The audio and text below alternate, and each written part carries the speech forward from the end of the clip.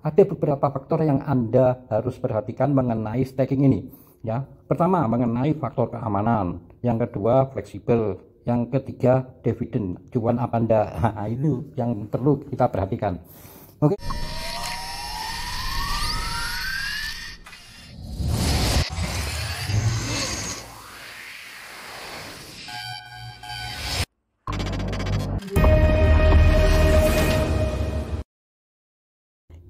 Jumpa kembali dengan saya, Jalan Usahaku. Mari kita belajar mengenai kripto. Kripto itu tidak hanya sebuah trading saja, akan tetapi ada investasi lain seperti staking.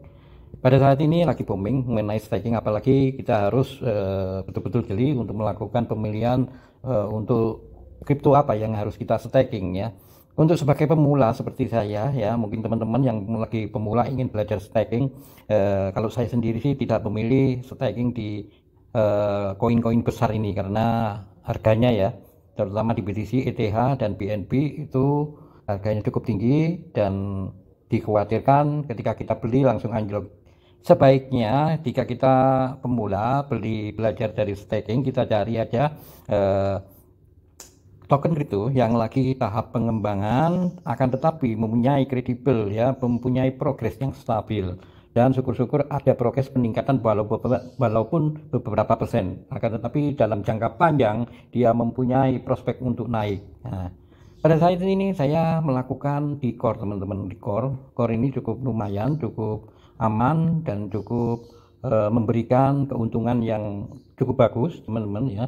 Dan saya menyarankan, ini disclaimer, tidak untuk membeli, akan tetapi kalau Anda ingin membeli silakan ya, dan harganya pun cukup terjangkau 0,5. Saya tidak menyarankan karena saya sendiri melakukan staking itu dari gratisan ya, dari modal gratisan. Dari mana? Dari menambang beberapa proyek kripto ya, seperti kemarin beberapa hari yang lalu saya melakukan withdraw Omega, akan tetapi saya konversi ke core. Tujuannya untuk apa ya? Untuk staking ini saya jadikan satu dari beberapa kripto, saya akan kumpulkan jadi satu dan untuk staking. Oke, saya masuk ke MetaMask agar bisa menjelaskan lebih jauh lagi karena ada beberapa faktor yang Anda harus perhatikan mengenai staking ini ya. Pertama mengenai faktor keamanan, yang kedua fleksibel, yang ketiga dividen, cuan apa enggak. Nah, itu yang perlu kita perhatikan.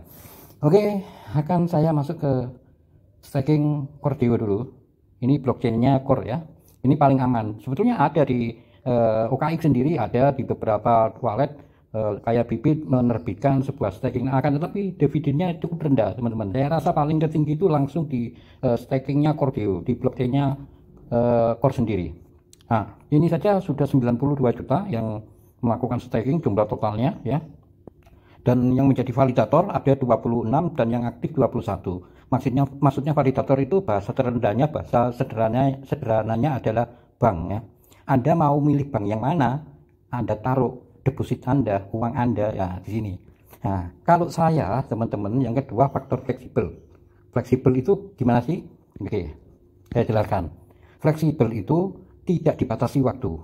Kita bisa menarik sewaktu-waktu dan dividennya harian. Ya, tiap hari dihitung labanya, keuntungannya. Tiap hari dihitung dan kita bisa menarik kapanpun. Akan tetapi seperti di OKX ataupun Bybit ataupun wallet-wallet yang lainnya itu kadang-kadang dibatasi 3 bulan ya, harus 3 bulan, 6 bulan seperti itu. Jadi kita menunggu dulu 6 bulan baru bisa narik. Sudah tercapai 3 bulan bisa ditarik, ada 1 bulan seperti itu. Jadi dibatasi. Tapi di core blockchain ini dia fleksibel tiap hari teman-teman. Nah, itu enaknya. Dan jika Anda sebagai pemula sebaiknya memilih beberapa validator. Kenapa alasannya harus memilih lebih dari satu validator atau bank yang Anda ingin taruh ya, validator yang ingin taruh.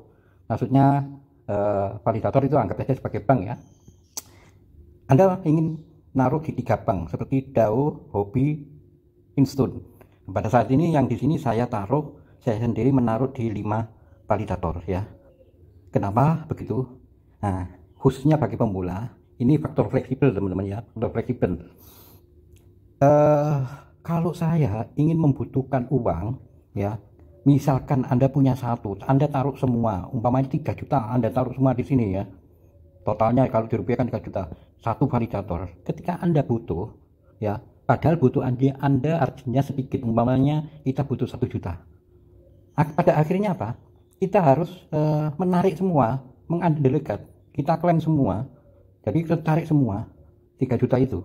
Nah, akan tetapi jika kita punya uang 3 juta, kita bagi di 3 validator ini, 1 juta, 1 juta, 1 juta, kita membutuhkan 1 juta, kita bisa menarik 1 juta saja. Jadi umpamanya di Ifsun 1 juta, kita andelegat, kita tarik cuma 1 juta, yang 2 juta masih aktif. Nah, seperti itu, karena kita itu modal cumpon, modal cekak, jadi cari gratisan, apalagi ya modalnya dari sana. Ya, kalau Anda sih bermodal banyak, terus ada uang simpanan, nggak masalah, langsung biok di satu tempat all in, nggak masalah. Tapi kalau saya ini sampai 5 saya, 5, dan itu pun tidak banyak yang saya delegasikan di sini ya. Kita lihat di sini 9984676564. Jadi ketika nanti saya butuh sedikit ya, butuh berapa, 500.000, sudah nggak punya uang simpanan, saya andalkan salah satu saja. Nah, seperti itu. Dan keuntungan kedua, ini faktor masih membicarakan faktor fleksibel. Mereka keuntungannya itu dihitung per hari ya teman ya, per hari ya, per hari.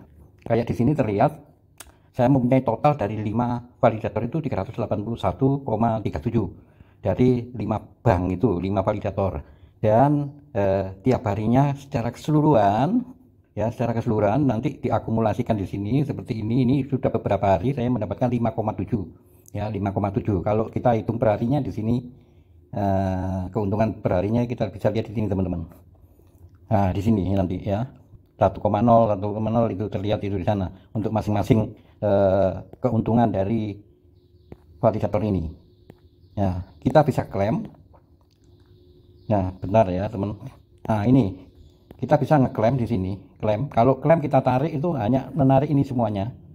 Nah, menarik keuntungan ini, keuntungan saja kita klaim ke semuanya, jadi akumulasi jadi satu, jadi kita klaim bisa. Akan tetapi kalau menarik kita bisa pilih salah satu, ini undergrad ya, salah satu saja.